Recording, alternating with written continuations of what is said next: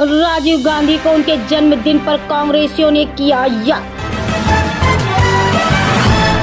आज भारत रत्न राजीव गांधी की जन्म तिथि पर कानपुर उत्तर दक्षिण कांग्रेस और नगर ग्रामीण कांग्रेस के संयुक्त तत्वाधान में मोती झील स्थित उनकी प्रतिमा पर पुष्पांजलि अर्पित कर सादर नमन किया गया। इस अवसर पर आयोजित कार्यक्रम में वक्ताओं ने राजीव गांधी द्वारा युवाओं, महिलाओं और समाज के कमजोर वर्गों के लिए किए गए कार्यों पर प्रकाश डाला। सूचना क्रांति के जनक स्वर्गीय राजीव गांधी की असामयिक मृत्यु ने देश को झकझोर दिया था। सभा की अध्यक्षता नौशाद आलम मंसूरी ने और संचालन संतोष मिश्रा जी ने किया। सभा को संबोधित करने वालों में आलोक मिश्रा, नगर ग्रामीण कांग्रेस के अध्यक्ष अमित पांडे, पवन गुप्ता, डॉक्टर प्रभात मिश्रा, अतीक अहमद, उषा रानी कोरी, विकास अवस्थी, नरेंद्र चंचल कुशवाहा, आनंद वर्मा आदि प्रमुख थे।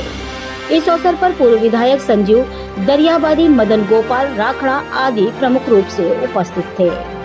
साथ ही कार्यकर्ता अशोक वर्मा भी उपस्थित रहे। कानपुर से उत्तर प्रदेश ब्यूरो हेड पप्पू यादव की ये खास। सर, अपना परिचय दीजिए और आज ये क्या कार्यक्रम है इसके बारे में बताइए। मुझे डॉक्टर प्रभात मिश्रा कहते हैं। मैं कांग्रेस साथ पिछले 30 सालों से जुड़ा हुआ हूँ और कहना यह चाहिए कि राजीव गांधी जी से ही प्रेरित होकर मैंने कांग्रेस ज्वाइन की थी। ये कार्यक्रम राहुल जी की जन्मतिथि पे मनाया जा रहा है, जो परंपरागत तरीके से हर वर्ष मनाया जाता है और उसमें हम लोग राजीव जी को याद करते हैं। आज उनका 80वां जन्मदिन है। आज अगर वो होते इस दुनिया में तो 80 साल के होते। और आप ये देखिए कि 1984 में जिस व्यक्ति की हत्या कर दी गई थी, उस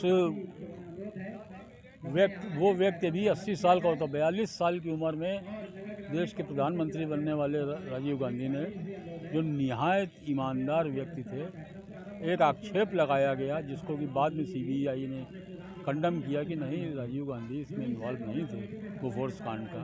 बोफोर्स कांड करने वाले ही बोफोर्स कांड का राजीव गांधी के ऊपर हमला कर रहे थे।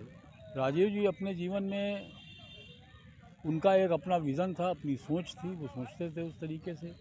जिस वक्त उन्होंने कहा कि गांव में चलने वाला पैसा जो है गांव पहुंचने वाला, वो केवल 15% पहुंच पाता है, तो उनका कहना सही था। आप देखिए सरकार में कितना फंड डाइवर्जन होता है। पता लगा शिक्षा का बजट आया 6000 करोड़ का, वो खर्च हुआ शिक्षा पे 1000%। उनका ये कहना कतई नहीं था कि 85% करप्शन चला जाता है, ये कि वो पैसा खर्चा ही नहीं होता जिस काम के लिए आता है। अब हर सर, एक चीज़, दो प्रधानमंत्री कांग्रेस ने देश के लिए बलिदान कर दिए, इस पर आप क्या कहेंगे? देखिए, जिसकी सोच देश की होती है वो अपनी जान की परवाह नहीं करता है।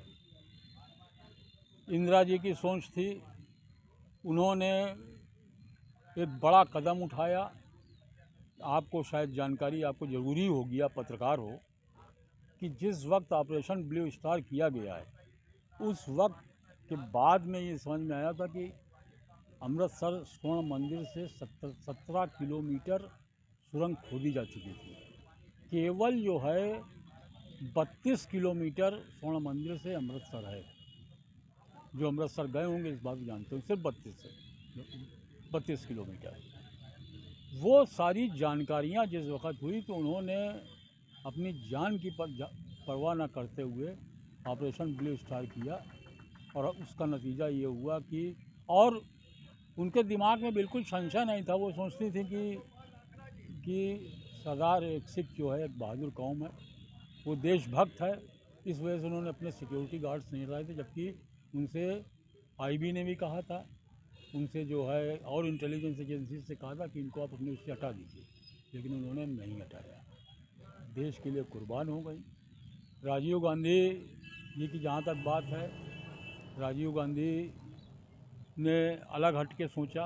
उन्होंने श्रीलंका की तत्कालीन सरकार को की मदद करने के लिए इंडिया से शांति सेना भेजी। स्क्रीन रिकॉर्डर हो रहा था, आपने बोल दिया, हमको बोलना पड़ा। को वहाँ पे ध्वस्त कर दिया। शीशा मऊ विधानसभा का विकास मोर्चा के तत्वाधान में पनकी में सीडीएस विपिन रावत जी की याद में श्रद्धांजलि अर्पित की गई और कैंडल मार्च निकाला गया। आज विकास मोर्चा के तत्वाधान में सीडीएस विपिन रावत जी की याद में श्रद्धांजलि और सुपूर्ण श्रद्धांजलि अर्पित की गई। और देश प्रदेश की खबरों को देखने के लिए अमर न्यूज चैनल को लाइक, सब्सक्राइब और बेल आइकन दबाना ना भूलें।